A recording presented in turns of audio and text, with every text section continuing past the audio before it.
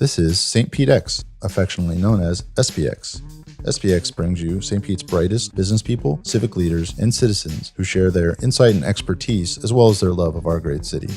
SPX is presented by the St. Petersburg Group. Head to stpete.co to check out more episodes, and by St. Pete's most effective marketing agency, Big C. Browse to bigc.co to see their work.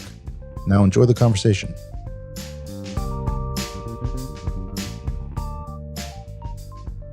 We are happy to be joined by Joanna Sikes, the executive director of the new Imagine Museum in St. Petersburg, Florida. Welcome.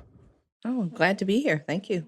So literally in just walking up the stairs to the studio, we covered about 4 things that I can't wait to talk about. And I'm going to get straight to the fun one, which is you sing. I do. Tell us more. I'm a backup singer. And, I kind of started in the 60s in San Francisco. I went to college when I was 16 under protest. All I wanted to do is to continue playing polo. And so I made a deal with my parents. If they could find a place where I could take the horses on the West Coast, I'd go to college. And unbeknownst to me, they found some place that was not Kentucky. And so I ended up at Davis, which University of California, which at the time ended up being the best art school in the country. So that was pure serendipity. But in the meantime, on the weekends, I sang. And so I came to the Chihuly studio, which is where I started really working independently for an artist. And I've had those 2 things. I was a singer, but then I also went to art school. And Dale Chihuly is one of the fathers of the American studio glass movement. And the big joke was that he didn't hire me for my art degree. He hired me because I could sing. I think that he hired you because you were a backup singer for a specific... Well, I was a backup singer for Santana. In So fact, Santana shaped your... Yeah, I did some work with him. The last CD was 3 years ago. So basically, he finds someone in the country that he's trying to build their career. And then usually the guitarist, Steely Dan, the keyboard singers, all of that, it's all Santana. And so he puts a group of us from 5 different bands that really were, quite prominent in the 60s. What other musical artists were you drawn to? Well, basically Santana. I think a lot of it in the 60s, of course, I was only 17, but it was Janis Joplin, and Grace Slick and all of that, all the women that had really good, strong voices. And I still am very partial to singers. Is that how you would describe your voice when you sing? Yeah, pretty noisy. Where did the polo track end up? How long were you able to do that? Well, I started jumping horses when I was 6, and then kind of halfway through that, I was showing horses for a long time. And then, I don't know, I became, I guess, more mature and tried to be practical and decided to stay on the ground and started playing polo only to find out that actually it's the most vicious of them all, because there are not a lot of female polo players in various parts of the country, especially not in the Pacific Northwest, which is where I live. I live in Seattle and commute to St. Pete. And so we have to play with men, and it's soccer. So your forwards and everything, you have the same rules, except you're looking and the guy that you're guarding or who's guarding you is, 6'2" and he weighs 220 pounds. And so as far as trying to be successful in that arena, you just go as fast as you can because we can outrun them usually. We talk about sort of our regional footprint here with Tampa, St. Pete, and some of the commuting that some have to do. We don't typically talk about commutes that happen across the country from Seattle. So maybe shed some light onto that specific arrangement. Well, I think it's amazing to me, and it's wonderful that St. Pete is now recognized as the Gold Coast and this whole area that we're in. And St. Pete, not only does it have this wonderful cultural vibe, this kind of aliveness about it, but also you have all of these amazing museums that are all opening within a very short time period. And for a city of this size to have this caliber of cultural institution, especially at this point, it's building up within the arts, it's astounding. And so the opportunity to come here and to have a chance to work with a team building a glass museum is a chance in a lifetime. This is the 4th museum that I've built. But this one, in this area, it's sort of like the whole parts of the glass movement, not all of it by a long shot, but a part of it had a prominence in the Pacific Northwest, which is the whole Seattle scene. And it's still alive, but here it's on fire. And it's so embraced by this community, and all of the artists are here, and everyone that I work with in Seattle is here blowing glass at the various facilities. And, and then you have this museum that has a founder who actually buys one of the most important glass collections that was curated for her by the Habitat Gallery by Corey Hampson. When you build a museum, you're lucky if you can get a collection sometime within that 3rd year of operation. But this museum got to start with a collection. And so it immediately can do its mission. It can immediately inspire and uplift people and educate.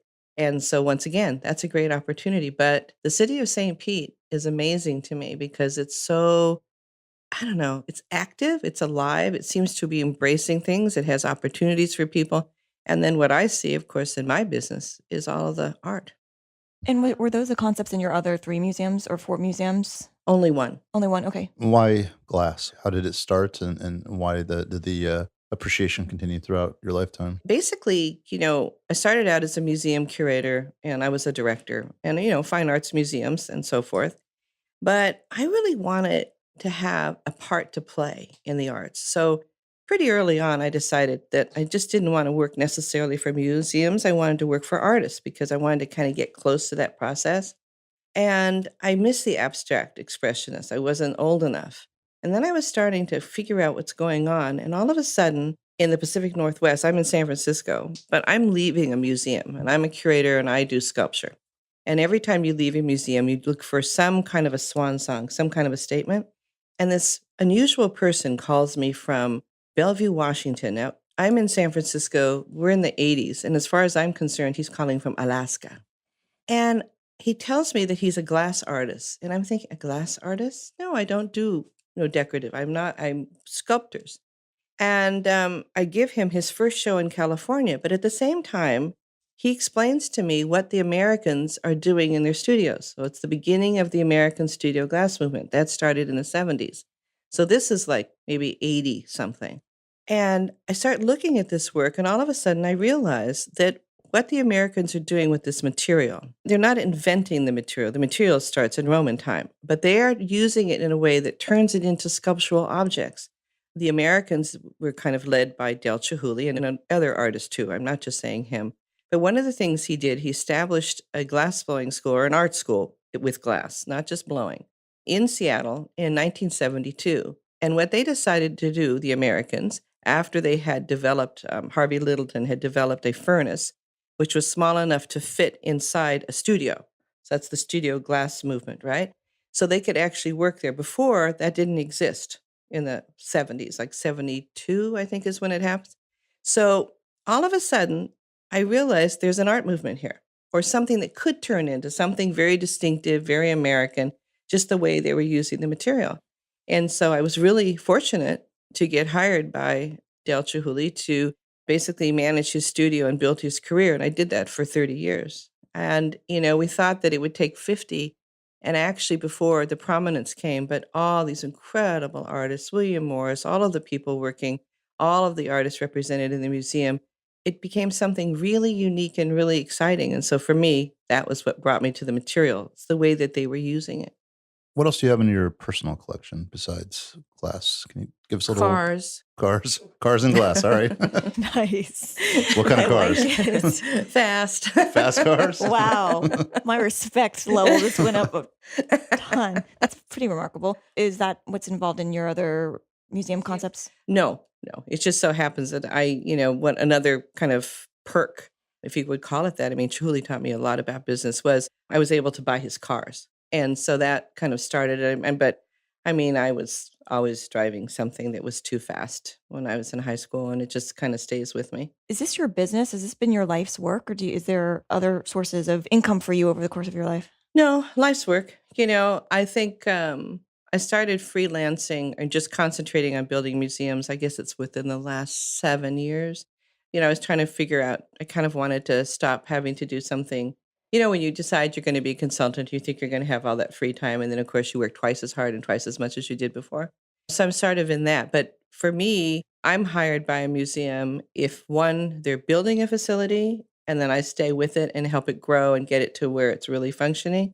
And that's everything from staff to architecture to bylaws to registrations, all of that kind of stuff. Or you're in distress. Perhaps you have not been managing your funds, should we say that appropriately? Sure. And so you need someone to come in and sort of turn the business aspect of it around, because I do obviously love the creativity, but I also like the business of a museum. Can you talk about that a little bit? How long did it take for your concept to come to fruition, to build and to create the team? Well, this museum, of course, has a phenomenal founder, Trish Duggan, and it's really through her patronage that this museum has been able to be built. And then there are an incredible staff on the museum. We have wonderful people, and the day-to-day parts of the museum, and also, of course, deals with the creativity for the future, is led by our deputy director, who's Jane Buckman. And without the team, we couldn't have anything.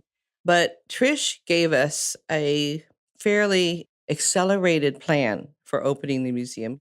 We had a building, but it had to be redone. So you're something like, I don't know, 3 to 6 or 7 years, and we did it in 17 months. Wow. But it's because we have this freedom, because she is an artist and also a philanthropist and very creative. I'm somewhat not sure. You're playing polo, driving fast cars Oh. in the 70s as a woman. I feel like you operate probably above the gender gap to some extent. But when you look at, assuming we have some younger women that are starting their professional careers listening to this, I'd love to hear you talk about your sort of mindset when you were doing things that statistically weren't common for women to do at that time. I think that for me, and I'm not going to say that this is for everyone, because, we all have our different demons, or we have those things that either propel us to be successful or hold us back. And I've had plenty of them at different times. But I've always felt, especially when I started, like the whole glass blowing thing, and even in museums, it was really all about the boys.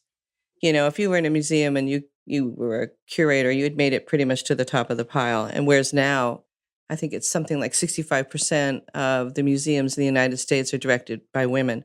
But at the time, it just never seemed to me that, not that it didn't hold me back. I could be really aware if I was excluded from a meeting or sort of set to the left, so to speak. But I always felt that it's not about trying to be a boy. It's about being a girl.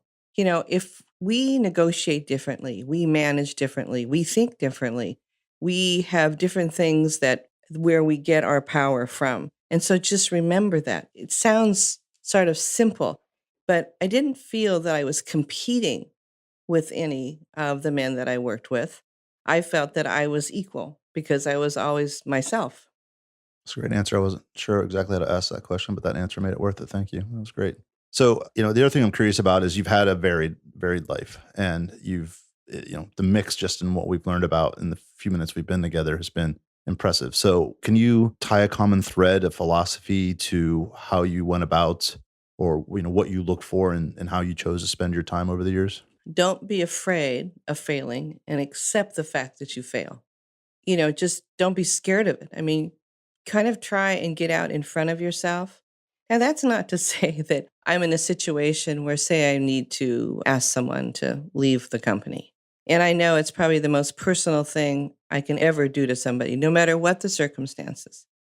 I can do what I need to do and do it in a fair way, do it in a way that the person is still my friend. But that doesn't mean that I don't cry right before I go in, or I don't have that nervous thing, or I don't cry as I walk out, but I allow myself to be that way. That's who I am. If I am emotional about something, I go there. If I'm not, I don't. I don't know if that necessarily answers your question, but I just, kind of always operate in the present. It sounds like there's a lovely efficiency to that, because instead of sort of having a meta level of emotion, thinking about your emotion, you just experience your emotion, and that sounds very free You get so many riches back for doing that. because of the authenticity. Yeah, and also then you get to have real relationships with people, even if you're in a situation where you're managing them. It's not. What was I telling the founder? I said sometimes I'm not necessarily the most popular person in the museum, but I would like to be the most respected one. I'm not necessarily everybody's friend, but I respect them and anything that they can bring to whatever it is they're doing and whatever path they want to take, as long as we're all working toward one common goal. I feel like I had an identical conversation yesterday, actually. It's sort of, in some cases, you have to pick between popularity and agency and command over a specific role or expectation for a role. And it can be something to toggle for sure. I'm wondering if you think that there's a certain amount of leniency around the expression of emotion for artists, so sort of there's a permeable boundary between, both sides of our brains that give us the rails and the permission to be maybe more emotive? I think so, because well, I think in any kind of a cultural organization where basically everybody is a creative, all right, so that part of the brain is going overtime. So how do you organize that? I think just allowing them to reach the goal, like say, if there's something we have to accomplish, all right, so we need to do this. So I have a way that I would like you to proceed to be successful. And what if I were to say, but I feel like we need to go in this direction? Then all you have to do is tell me if you can get to the same goal by operating off your feelings, that's fine. You can always check back because I'm asking you to behave the way or to perform in a way or to get your task done the way I would approach it. But since I am a creative, I know that that's just unique to me. It's not unique to you. Right. You mentioned on the way up here a project that you're working on with Mr. Paul Allen. I'm curious as to what that is. I just finished a 9-month contract with him. And basically, I've been really lucky because Dale Chihuly and these other people, and of course, Paul Allen comes into that, are genius level, right? And so the way they see things and the way they tackle things, and then they have the wherewithal to make this thing come true. I mean, this is the same with our founder, with Trish Duggan. So what he decided to do is on the coast of Washington, it's from Sausalito through Oregon and right up to Alaska. It's the only area on the coast in the entire continent that doesn't have any marine wildlife rescue. And yet we have the orca whale. We have all of these populations there. So he decided to remedy that. And so he started a company called SR3. And so for me, getting involved, well, first of all, I've worked with him before on different projects, but this one was about really saving something. It had a real visual way to be successful, and that's, saving the mammals. And so it was a startup. And so where I come in is always on the startup. And then once it's up and running, then I'm on to something else. It's a big departure from a glass museum. It just continues but it's the same genius. Right. It's the same. Have a problem, and there's no way you can fail Right. unless you stop. Yep. And you just go forward. I mean, when I was pre-med at one point, and I only wanted to be an emergency room doctor. I wanted as much pathology as fast as it could come so that every day was different. And I also knew that I could not be a family doctor where I personally knew the people and I lost them. So I could do it in an emergency situation, but not if I had, helped raise them or something. So it makes me curious about your relationship with time. I know that I'm at the arc that I'm in my career. I have a similar sort of want to just be at the edge of my productivity level, pushing, running almost on adrenaline on a daily basis. And I feel when I do, if I'm ready to collapse at the end of the day, then it was a good day. As you've progressed through your life, has your relationship with time changed in that respect? No, I collapse at the end of the day. Still do it? Yeah. So I can just look forward to doing that Yeah, till the end. I know. It's sort of like I always thought that things would be slower, but actually they're more accelerated. So as long as I can keep that pace up, but definitely at the end of the day, it's like, oh my gosh. And as you get more success in your life, actually that just gives you more opportunity, and not only more opportunity, but the opportunity to do exactly what you want to do and get somebody else to do the rest, right? Right. Yeah. Pretty much. Nice place to be. So bringing it to present day, the Imagine Museum, when you consider the dependency of contributed revenue to support your operations in the form of donations, and a lot of donors, at least locally, crave that connection to the visionary behind the mission. Talk to us about how you've navigated donor relations here. Well, we've just started because, we've only been open for 2 months now. Well, basically, it's sort of like it's always the same in that it's personal. Raising money is personal. You give to a program or you give to something that delivers, right, to a community or to a particular audience. So, it's sort of like say if you're out asking for every dollar that comes in, the museum gives it back. It's a pass through. And so the nice thing about it is that it's, we're just starting to look for sponsorship and stuff, but we have a very defined mission. And that is that we were talking about and we're showing the American Studio Glass movement. And our founder is adamant, and rightly so, that we uplift, inspire, and educate. And we keep that in our head all the time. And that's why it's called Imagine. So it's all about taking this collection and then reaching out into the community and turning around and giving it as a gift. And I don't want to assume this is the first time you've heard this question, but how does the experience at Imagine differ from the experience at Chihuly? Well, I think basically, for Dale, because of his prominence, a lot of people have seen glass art through his eyes, either through the PBS programs that we fund or all the support. It was interesting. I think about in our 10th year, when it looked like the studio was going to be successful, and we went into an elevator, and he said, "Well, do you think I'm famous now?" And I said, "I think so." And he goes, "Okay, start giving the money away." So from then on, larger the profits were kicked back out, kicked back out. And so that's kind of a really sort of a one-man vision, and you've got sort of one visual art form, and you're showing people about it all the time, though. He was constantly teaching, constantly giving away, constantly bringing people in the studio, sharing how he works. And then you come to the Imagine and say you have this sort of peripheral idea of Dale or glass, or maybe you know more about it. And you walk into the Imagine, here are all these artists who you are not personally aware of unless you're intricately involved in the movement. And they're all working in glass in ways that has nothing to do with Chihuly. And all of a sudden you see, oh my God, there are all of these people. This really is an art movement. And, either they're working alongside of him or whatever. They've gone off, they've done their own thing. They're extremely prolific and stand alone without him. And so it's nice. He sort of, not to do a pun, he punched through the glass ceiling, but when you get to come to the Imagine and really see all of this as opposed to a single exhibition by one of these artists, then the impact of who they are and what they've been doing and the strides they made are really visible. So if you think about the collection, we'll call them your babies currently, and if you could describe for our listeners maybe one of your favorite babies and why it speaks to you so much, one piece. Oh boy, that's hard because, each one of them is so strong. That's what you see. Their voices are so strong. If you could select one just randomly, what it is you extract from that observation and that sort of engagement with it. Okay, I think I'll do Brett Key Young. There's a way of working with glass because it's not all glass blowing. They slump, they mold, they lamp work. They're just all, and that's the other thing. You see all the techniques.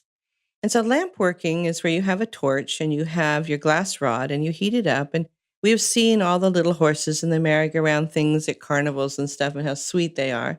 Well, this is a man who works that way, but he's also a mathematician.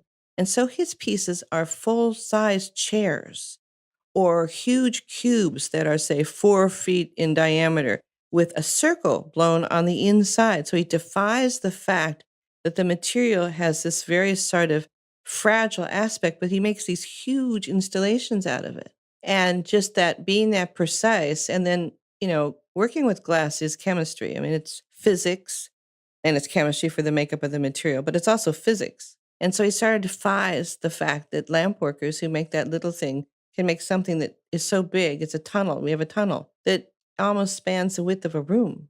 Wow.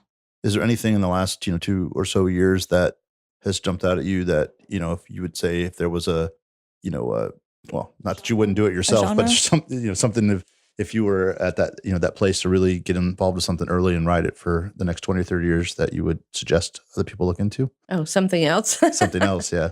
I don't know, because I never even thought that I'd be with him for 30 years. I mean, the longevity aspect of it was because you're seeing something that's going from birth to being basically within the art world, something that's very accepted as a fine art form.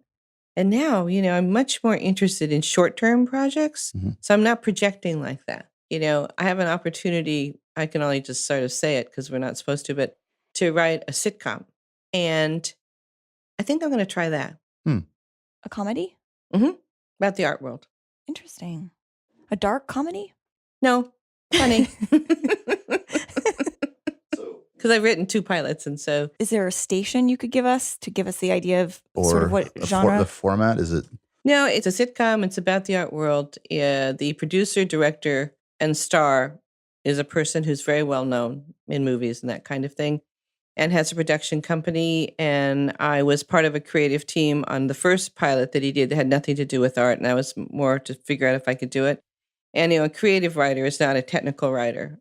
And so, I've seen a lot of different things. We feel that we have content for it. And so that would be something I'd like to do. I mean, that's the Your one. sense of humor has been, you've cracked a few jokes since we've been here. There's no It's been very wry. and no canned laughter. I can't imagine canned laughter. I don't think it has to be canned real laughter. laughter. But then, a lot of other, artists and stuff will come in on the writing team. We were talking to an artist yesterday, actually, who runs a conservatory for teens, and there's a lot of performing arts. And he was talking about the difference in value on behalf of the observer or the consumer for static art versus something that is lost in a moment's time. Or Yeah. after you sit through a play or sit through a song performance, you can't hold on. There's nothing tangible anymore. And how he believes, or there are perceptions that more static art, more fixed presence of art's still valued in a different way. It is still valued in a different way. And I just think I always wanted to be a writer. I mean, you write a lot when you're a museum curator. You have to write about art. But this will be fun. Well, I don't know if it's an interesting point because I think that the value. Well, I mean, there's a dollar value, Yeah. the painting by Basquiat that's traveling around now. And what is that? 17 point something million? Mm-hmm. It's touring the country now, and it's considered an exhibition all by itself. And that, I mean, the masters and all that was always that. But to take a big contemporary piece is pretty interesting. And so it has a traveling schedule.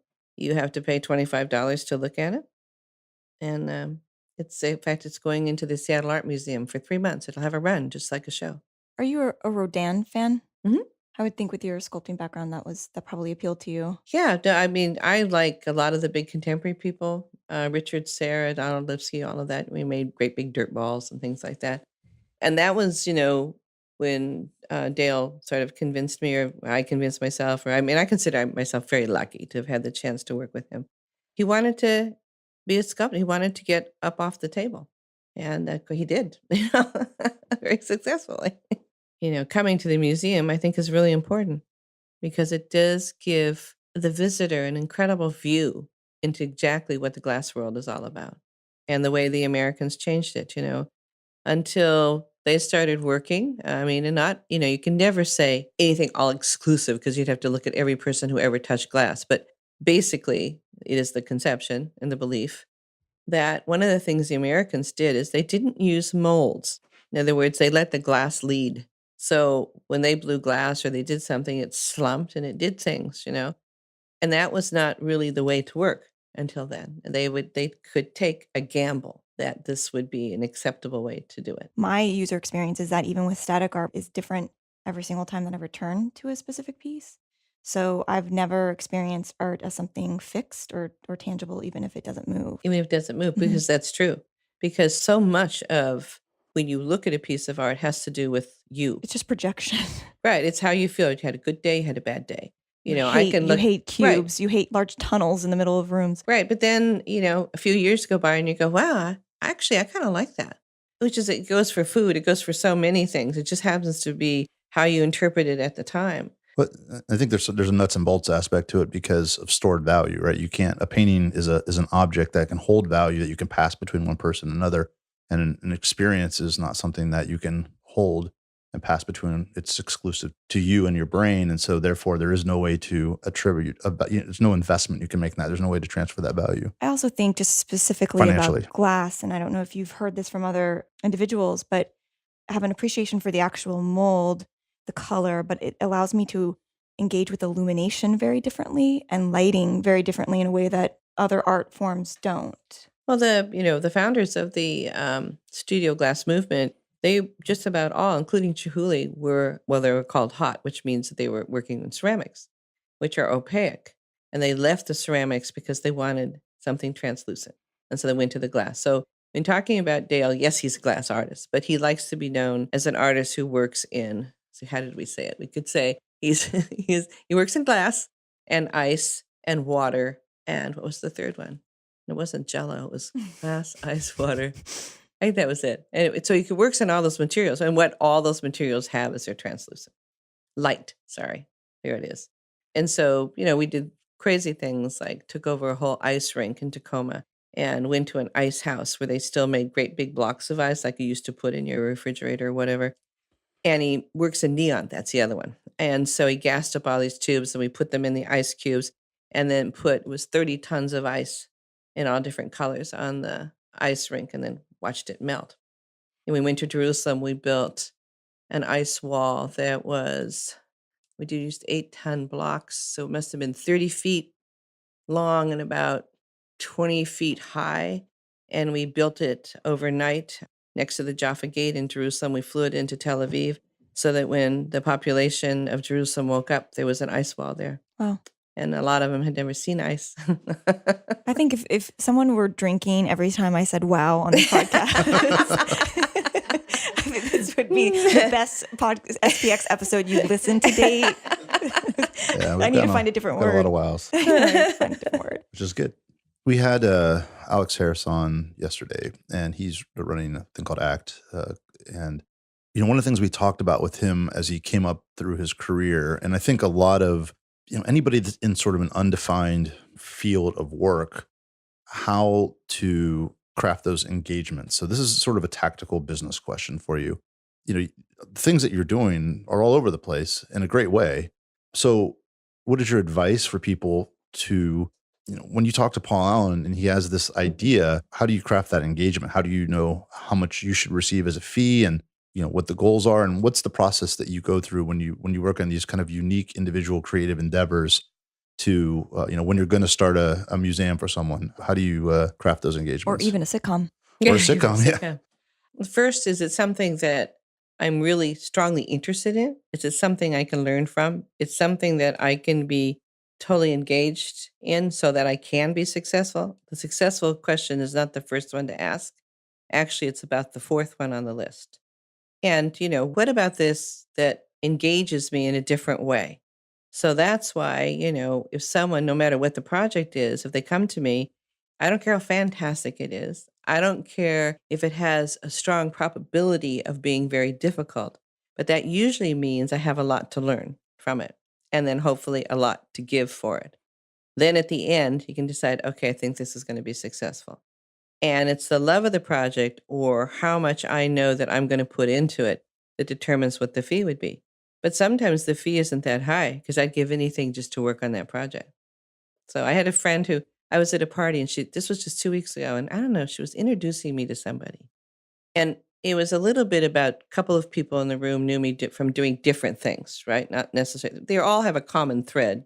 And she goes, "Oh, Joanna has a life like Forrest Gump." I don't quite think it's like that, but it does have that kind of variety to it. They don't necessarily hook together, except that every one of them is creative and is an opportunity. And in the age when personal and professional branding is such a buzzword, that's a bit of an anomaly, right? And maybe that's inadvertently become your brand. I guess, yeah. Yeah, run, Forrest, run. Yeah, they're always going, "What are you doing now? Where are you? What are you doing?"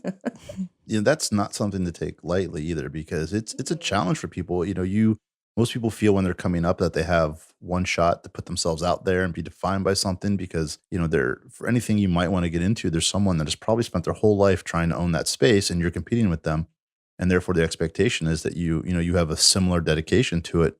And so you going in to write a sitcom right next to someone who's written sitcoms all their life, but yet you found a way to be known for that, to be Invited to into find it. engagements for that, and that's very special. It complements that same guest that you refer to from ACT. He's an artist. He grew up a singer, a performer, and when questioned about what specific art form he's currently drawn to, he spoke to the interdependence and interplay. You do one, then you sort of transfer some of that into something else, and then you transfer it. And he said it's so interconnected. It's not one lane. It's not siloed in any respect. And so while, at face value, some of your work may not match up, in many cases, there are underlying threads that very much do. So it has a creative platform. Right. Either it's a whale, or it's a piece of sculpture, or it's a museum. Or Jell-O. Yeah. I mean, it needs a creative solution. And there's that business strategy thing that was hot for a while called Blue Ocean strategy. And basically it's you combine different disciplines and to create things. And the classic example is Cirque du Soleil, where they take a circus and they take a play or a performance and combine them. And the thing that came out the other end is something that hadn't been done before and had no real competition, which was the focus of the business strategy. But yeah, I think when you mix skills from different genres with that, and then you can come out with things that are truly unique and different because of that. Also, I come from a family of scientists. So the interesting thing for me is that all of these projects have an experimental aspect to them. It has an incubator kind of aspect, where you have these different avenues and you keep trying to find which one is the most successful. And so working for Chihuly, I got to meet every scientist I ever wanted to meet in my life. because they understood not just the chemistry and the physics of what's going on, but it's a total experimentation, and you get immediate gratification or not when you're working with a fluid material, right? And that's red hot. And so they would spend lots of times with us in the studio, and then we got to get to know them. What other art forms infuse science in that same way? Oh, sculpture. I mean, it's got the dynamics of it. I have an architecture degree too. So you've got, all that tensile strength and the balance and how you build something. And that once again, those kinds of principles sort of play out no matter what you're building. It's a construct or it's not, but then you're building a path, right? And so there are limits that you can acknowledge because of the strength of what you're thinking, how deep you know, what your resources are, what your history is, where your curiosity takes you. Those are, can have limitations. So it's all sort of the same. I'm just really impressed Oh. with the variety that you've had and success at all those different things. And for the record, I don't think I've ever told a guest that I'm impressed Oh, before. You're thank the you. first.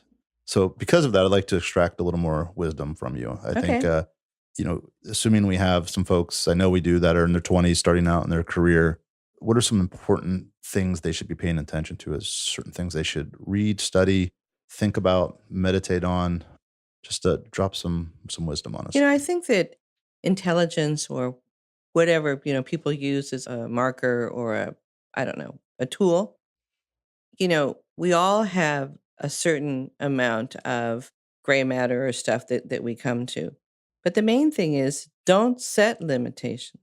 You can find a way to do just about anything you want to. Now, maybe your level of success, but you will feel that level of success. So, you're not Stephen Hawking, but you certainly can be like me, have an opportunity to meet and talk to somebody like that. Be ready to have real conversations with people. You'd be very surprised. Listen a lot. And especially at the beginning, don't get in your way. Don't set things that make you think that you can't have a conversation with anybody you want to. You can. Yeah, you have a different level of, what am I going to say to Stephen Hawking? Nice big hole. And, and he was really difficult. But the one thing that I learned from Chihuly too, he taught me a lot, was no question is inappropriate if you're trying to find out, and so the conversation with him, now I have no big science background. I come from science. I am not a scientist. I am not a mathematician. Yet I found the things that he did, I was very curious about him. So, pay attention to what's going on in the world. So the first thing, the question was Einstein all that he was cracked up to be? Because that's the level at which I could approach someone like that. We had a great conversation. Listen, take a chance, and don't worry about limiting yourself. We had another guest actually refer to the paralysis that comes with the apprehension about asking questions and sort of the fear that's wrapped up in that. And I can get really scared about it, but I also force myself to do it. Sometimes I know that I didn't come off as the most brilliant person they ever talked to, but I am honestly curious. Maybe not related, but I am curious. What are you working on personally right now in your professional life to improve or develop within yourself? Try and stay within those lines. I can wake up, and go, oh my God, my life is over. This is really terrible. This is really difficult. And then in the back of my mind, it goes, wait till tomorrow. Pity party's over. Try and think of something else, Where do those questions come from? Where's it coming from? Just like anybody else, I bought a new car and my son has it this week. And I'm thinking, oh my God, I hope that when I get back, it looks like it does now. I gave him a huge, I just bought it before I left. And I said, it drives like a Porsche. Remember what it is. Please don't kill yourself. And then I realized that for the entire week, I have not had one text from him. How are you doing? Oh my God, how is the car? So same stuff. Exactly the same stuff. Wonderful. Yeah. So we very much appreciated your time. It's Yeah, been very yes. illuminating and inspiring. And at the end of each show, we do a shout out to someone that you feel is doing good work that potentially doesn't get as much attention as they should. Just a chance to give them some of that attention. Okay. The Deputy Director of the Imagine Museum, Jane Buckman. Nice answer. Who is sitting right behind you. Mm-hmm. Full disclosure. But I mean it. She's doing a fist bump right behind you. She drove me here. No. What's your favorite thing about her? the fact that she approaches a challenge knowing that she can do it. And she can be in the weeds of this organization with all of these new people, with all of these new challenges, and she can do it. I mean, that takes an incredible talent and strength. And I think that's something that, as women, when you would ask me that question, sometimes we forget we are outrageously strong. Well, here's to Jane, and here's to Joanna, and here's to the Imagine Museum. Thank you so much for joining us. Sure, thank you. Thank you. You made it to the end of another great episode. For show notes, head to stpete.co to the show notes page, which includes links to all the resources mentioned in the show, as well as quotes and key insights from the show and information about the guest and the host. Thanks again to our sponsor, Big C. Head to Big C, that's BIGSEA.co to check out their work. And if you like what you heard, make sure to share this episode on social media and leave a comment. See you next time.